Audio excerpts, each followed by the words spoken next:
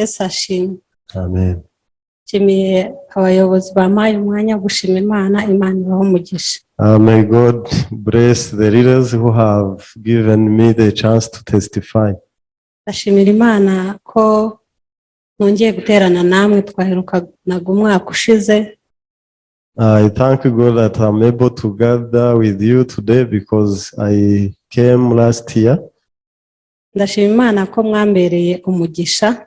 I thank God that you become a blessing to me.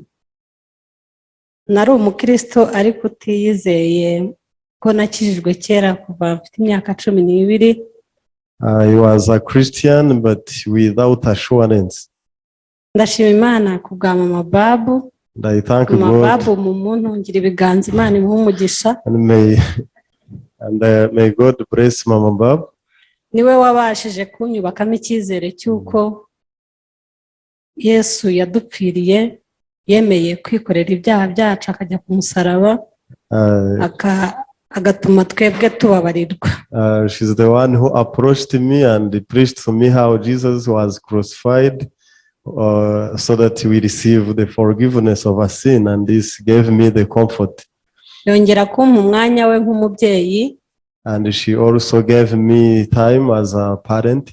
Akajya anyinvitinga hano mu bwa mbere naje hano hari igiterane cy'abamama. She kept inviting me. First I attended the women conference. Numvise ijambo ry'umushumba rikomeza umutima wanjye.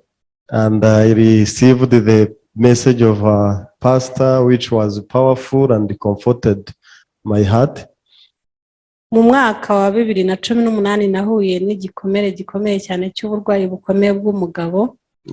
So I met a challenge in the year 2018, the sickness of my husband. Imana yongera kumuha ubuzima amaze muri koma ukwezi n'iminsi 18. So God actually raised him from coma of 1 month and some days.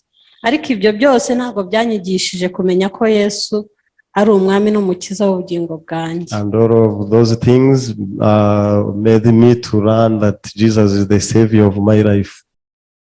Hanyuma umwaka wa 2020 mpura n'igikomere cy'ubuzima bwanjye gikomeye, noneho kinsubiza inyuma cyane. And I met the other difficult in the year 2020. Ariko ibyo byose biraza n'agahinda kenshi n'umubabaro mwinshi.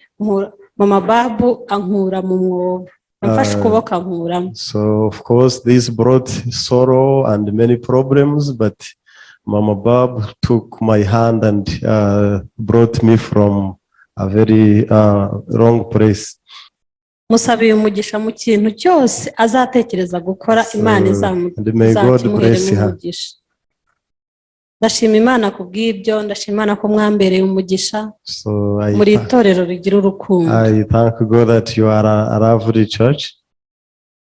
Nishimiye guterana namwe and bamenyesha yuko ntazongera kujya muri indi torero ko numva mumbera umugisha. So I'm happy that I gather with you and promising that I will never go to the other church because I have met the blessing. Ntabwo nshaka kuzajya ngendera mu kigare kuko numviye hana agakiza. So I don't want to live in dilemma anymore because I had the word of salvation at this place. Kubw'umutima wanjye unezerewe cyane, numva ibyo nari mfite kuvuga byose bikubiye mu ijambo rivuga ko muri abantu b'agaciro kuri njyewe, cyane cyane umushumba ajya yigisha ijambo nkagenda nkarimira kwa kundi pastor twigishe mu gitondo. So actually you are the blessing, and even the message of a pastor, I swallowed it and I meditate it always. Hari ijambo riri muri Zaburi. There is a verse in the book of Psalms 121 verse 3. Haravuga ngo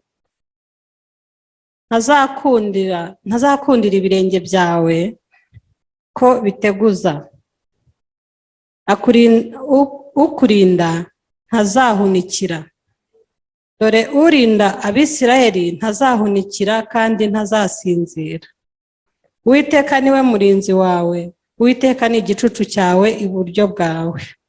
Izuba ntirizakwica ku manywa cyangwa ukwezi nijoro. Uwiteka azakurinda ikibi cyose. Niwe uzarinda ubugingo bwawe. Uwiteka azakurinda amajya n'amaza, uhereye none ukagira iteka ryose. Amen. Banumva mu myaka iza nzaba umuvugabutumwa ku rwego rw'amahanga. So in the future I have a vision to be an international evangelist.